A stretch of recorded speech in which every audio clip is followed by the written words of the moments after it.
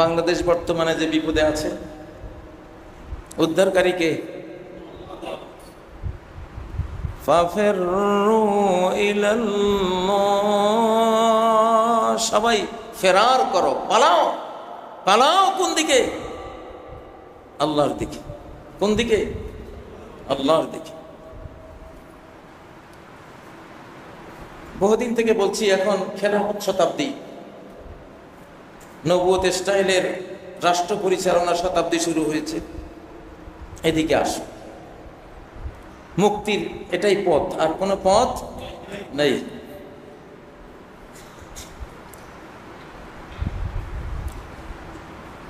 নবী সাল্লাল্লাহু আলাইহি সাল্লামের অনেকগুলো দোয়া আছে।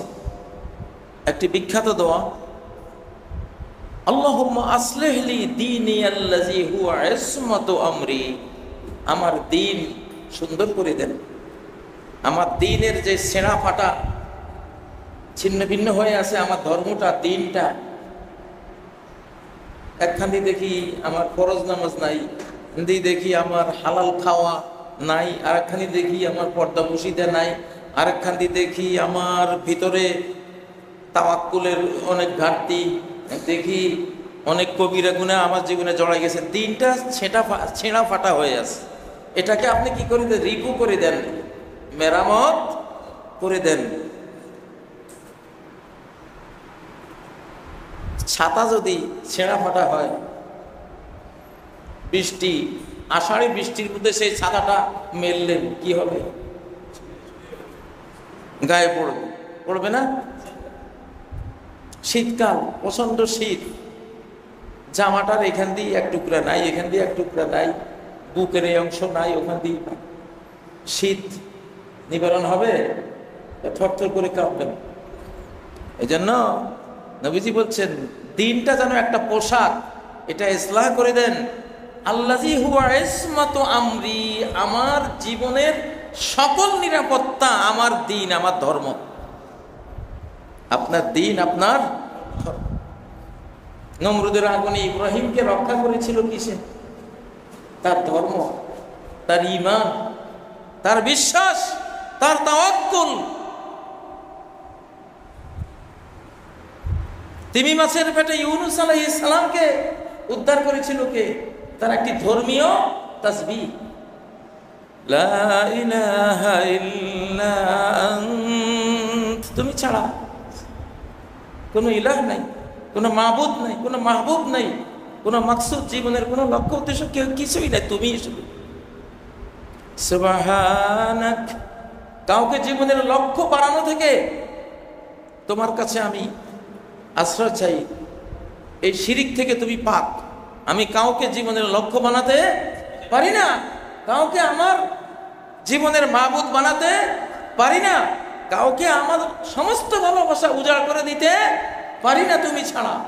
সুবহানাক, আমার এসব শিরিক থেকে তুমি পবিত্র।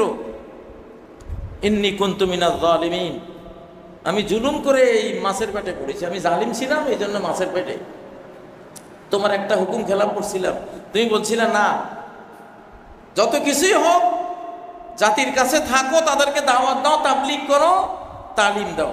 আমি চলে আসছি। আল্লাহ বলেছিলেন আযাব আসবে, উনিও বলেছিলেন হ্যাঁ আযাব আসতেছে তোমাদের উপরে। উনি যখন বাড়ি থেকে চলে গেছেন, ওনার জাতি তওবা করে মাঠের মধ্যে সব শিশু, নারী, পুরুষ, বুড়ো, জোয়ান, গরু, ছাগল, হাঁস, মুরগি সব মাঠে নিয়ে এমন কান্নাকাটি আল্লাহর কাছে শুরু করেছে। একমাত্র জাতি, কাফের জাতি, যে আযাব এসেও বেঁচে গেল। ইল্লা কওমা ইউনুস, শুধু বাদশা ইউনুসের জাতি। একটা ইতিহাস, গোটা মানব জাতির ইতিহাসে একটা কাফের বেঈমান জাতি বেঁচে গেছে। আযাব আসার পরে ঈমান এনে, আযাব আসার পরে ঈমান কাউন্টেবল হয় না, গ্রহণযোগ্য হয় না, কিন্তু আযাব এসে গেছে, একটু আগে তারা টের পেয়ে সবাই ঈমান এনে ফেলেছে। আপনাদেরও সময় আছে এখনো বাংলাদেশ। ইল্লা কওমা ইউনুস, এখনো সময় আছে। কার দিকে? মেঘ দেখে বুঝেন না? আকাশে ঘন মেঘ দেখে বুঝেন না যে বৃষ্টি একটা আসবে? বিদ্যুৎ চমকাচ্ছে, ঘন ঘোর ঘটা ডাক দিচ্ছে, গুরু গম্ভীর ডাক। তাইলে নিরাপত্তা হলো আল্লাহকে আঁকড়ে ধরা, আল্লাহর দ্বীনকে আঁকড়ে ধরা। মসজিদে ডান পা দিয়ে ঢুকছেন, এটা দ্বীন, নিরাপত্তা দেবে। বের হওয়ার সময় বাম পা দিয়ে বের হয়েছেন, এটা দ্বীন, এটা আপনার নিরাপত্তার পয়েন্ট, সেফটির বিষয়, নিরাপত্তা দেবে। টয়লেটে ঢুকতে বাম পা দিয়েছেন, বের হতে ডান পা দিয়েছেন, নিরাপত্তার বিষয়। দাড়ি রেখেছেন, নিরাপত্তার বিষয়। ইসলামিক ড্রেস দিয়েছেন, নিরাপত্তার বিষয়। আজান হয়েছে, মসজিদে আসছেন, নিরাপত্তার বিষয়। বউ বেটিকে পর্দা পুশিদা, পর্দা পুশিদা ফরজ, নামাজের মতোই ফরজ। দুনিয়াতে সবচেয়ে জান্নাতে যাওয়া সহজ মহিলাদের জন্য।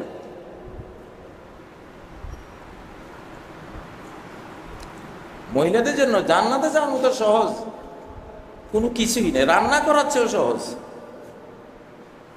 একটা ঘরে, পাক ঘরে যায় যে কষ্টটা করে, রাত দিন বাল বাচ্চা নিয়ে যে কষ্টটা করে, এর চেয়ে বহুগুণ সহজ মহিলাদের জন্য জান্নাতে যাওয়া। মাত্র 4টা কাজ। কয়টা? সাল্লাত খামসাহা, 5 ওয়াক্ত সালাত পড়লো। সামাত শাহরাহা, বছরে 1 মাস রোজা রাখলো। 2টা, এই 2টা আল্লাহ, আর বাকি 2টা স্বামীর।